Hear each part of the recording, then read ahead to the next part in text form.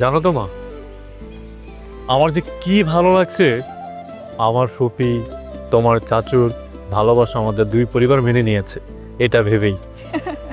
হ্যাঁ, ক্ষমতার লড়াই এবার শেষ হচ্ছে।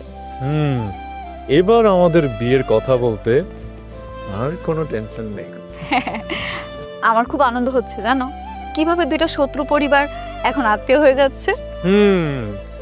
ভালোবাসায় সবকিছু সম্ভব ম্যাডাম, এটাই ভালোবাসার শক্তি। আগামী সপ্তাহে আমাদের এই গ্রামে অনেক বড় আকারে একটা অনুষ্ঠান হবে।